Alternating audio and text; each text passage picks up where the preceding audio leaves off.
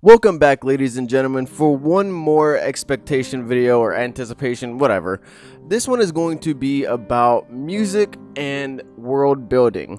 We're so close for the release of Kingdom Hearts 3, at least in the US. It's already out in Japan as of now, and there are so many leaks. There are so many fucking leaks on the internet. I hope you guys have all stayed safe away from those, but I know for sure, especially from my own perspective, that staying away from these leaks is damn near impossible, and that's literal. But I hope you guys didn't get any super leaks, shown to you on accident or on purpose or whatever, and I hope that you guys are staying strong, unlike me. That being said, for this last anticipation video, I'm going to talk about two different subjects, because one of them was really important to me, which was the world building of Kingdom Hearts altogether, and the world building that will be in Kingdom Hearts 3, but also music. Music is so important to me, so I wanted to bring that up first, just because I think that it should be more of a short conversation that I will have, just because I don't know like words and terminology for music on how I can describe it and stuff like that. But Yoko Shimomura, her music is absolutely gorgeous, and I've already seen several reviews out there from now that the game is out in Japan, that the music, the soundtrack of the game is absolutely amazing. I myself personally have leaked a little bit or whatever. I saw some leaks because I really want to listen to some music, and there is amazing music in this game, and I absolutely cannot wait to hear any more of it.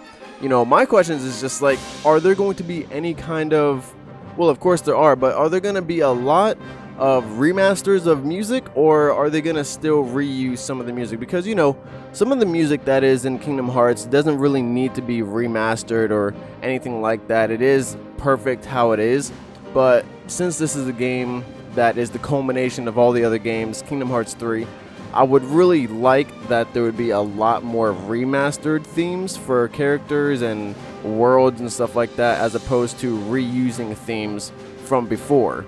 For me, that was really apparent in 0.2, where they would have new themes for worlds, but then they would reuse themes from the past games, just because maybe there was not really a need to remaster it. But at that moment, since it was 0.2 and it was a really small game, I was hoping that it would be just like, oh, we don't have time to remaster these themes, so we're just going to make 5 new themes for the game, and then that's that.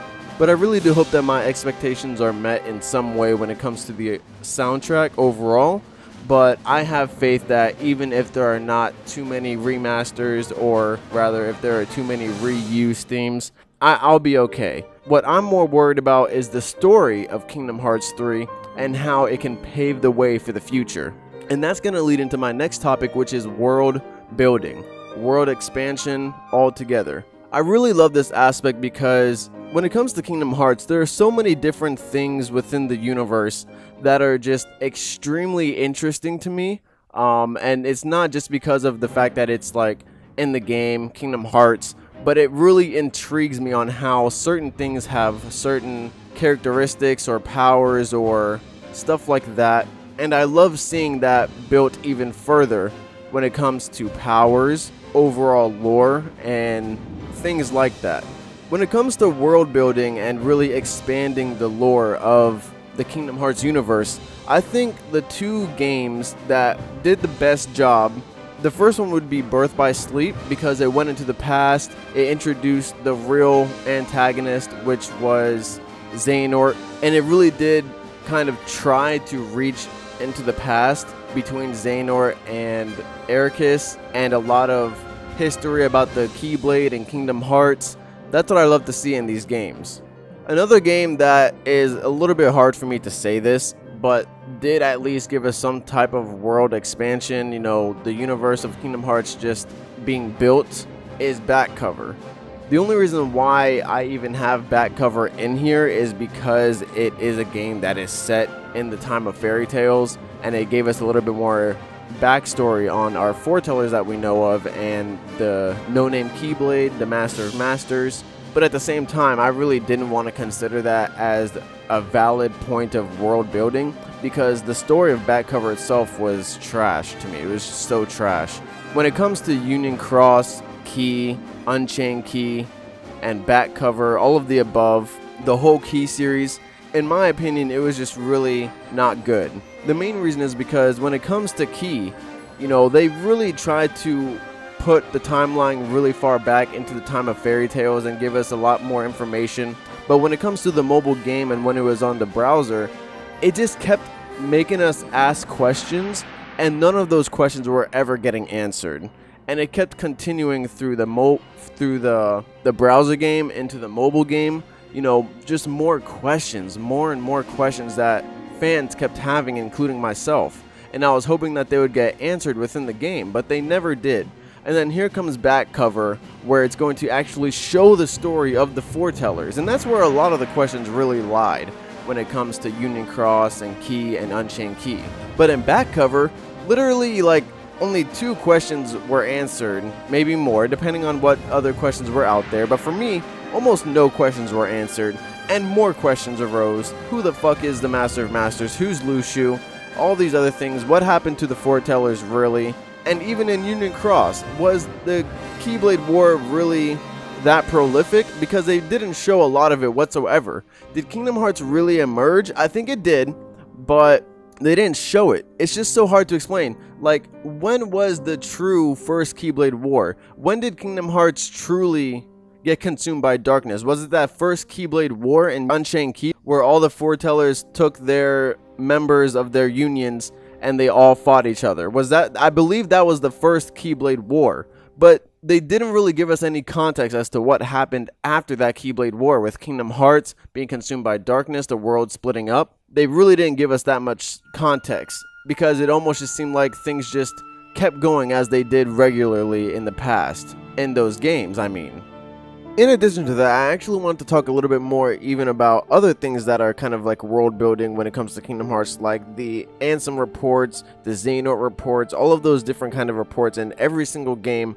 I am sure that those are going to return in Kingdom Hearts 3 as well, and that's also something that I'm very excited for, because those are really the things that really kind of go really deeper into the lore, the backstory of Kingdom Hearts, what might have been going on for that game. You know, something that I can predict is maybe we can look at Ericus's previous reports when he was living in Land of Departure, where they might have lived. I have a feeling that it might be Scala ad Caelum.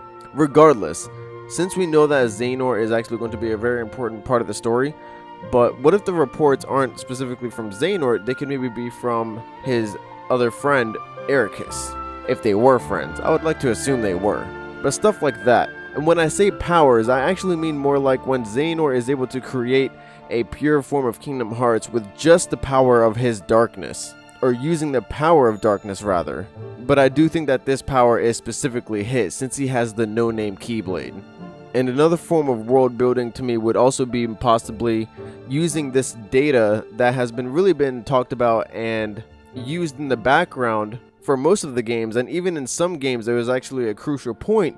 Data is something that is completely astounding to the Kingdom Hearts universe, and it could be used for several different things. I do believe that data in some way will be used to make real world building and expanding the universe in Kingdom Hearts 3.